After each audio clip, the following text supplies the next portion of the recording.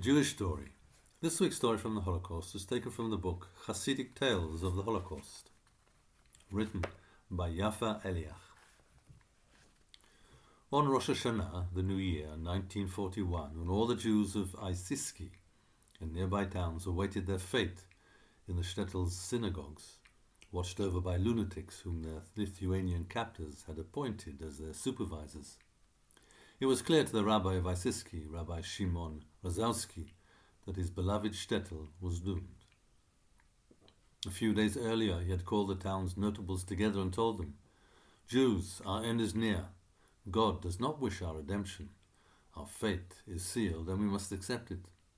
But let us die with honor. Let us not walk as sheep to the slaughter. Let us purchase ammunition and fight until our last breath.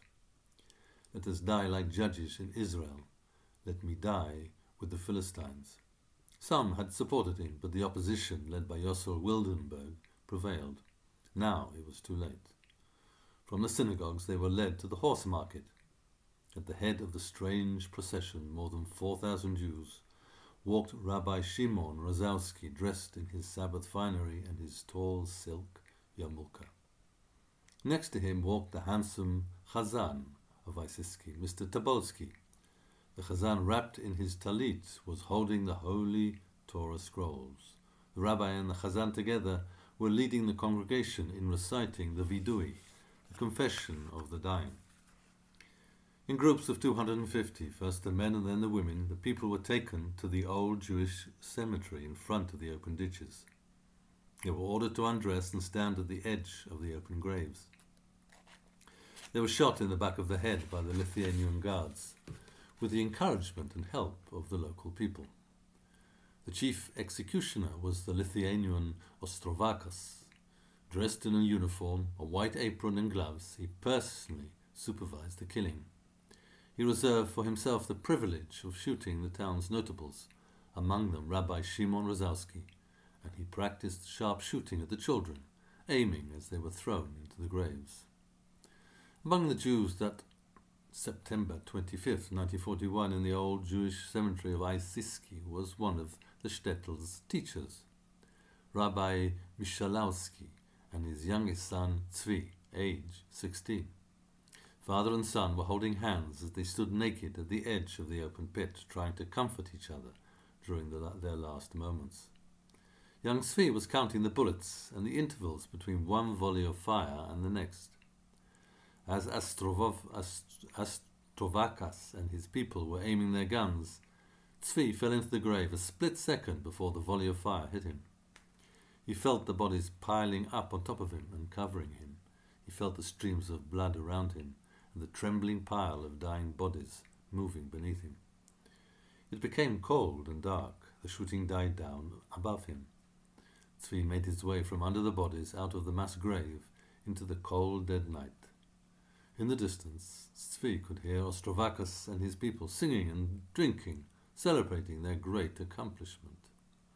After 800 years, on September 26, 1941, Isiski was free of Jews. At the far end of the cemetery, in the direction of the huge church, were a few Christian homes. Tzvi knew them all. Naked, covered with blood, he knocked on the first door. The door opened. A peasant was holding a lamp, which he had looted earlier in the day from a Jewish home. "Please let me in," Tzvi pleaded. The peasant lifted the lamp and examined the boy closely. "Jew, go back to the grave where you belong," he shouted at Tzvi, and slammed the door in his face. Tzvi knocked on other doors, but the response was the same. Near the forest lived a widow whom Tzvi knew. He decided to knock on her door. The old widow opened the door. She was holding in her hand a small, burning piece of wood. "Let me in," begged Tzvi.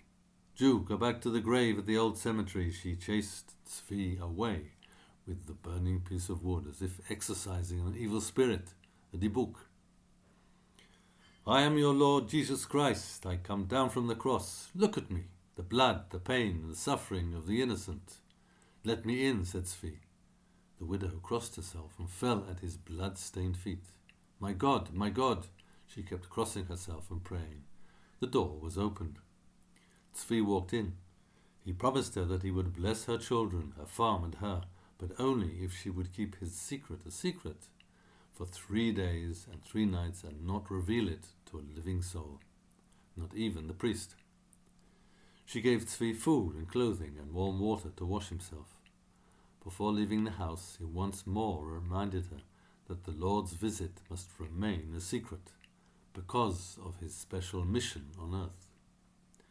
Dressed in a farmer's clothing, with a supply of food for a few days, Tzvi made his way to the nearby forest. Thus, the Jewish partisan movement was born in the vicinity of Isiski. Please pass on this story. Thank you.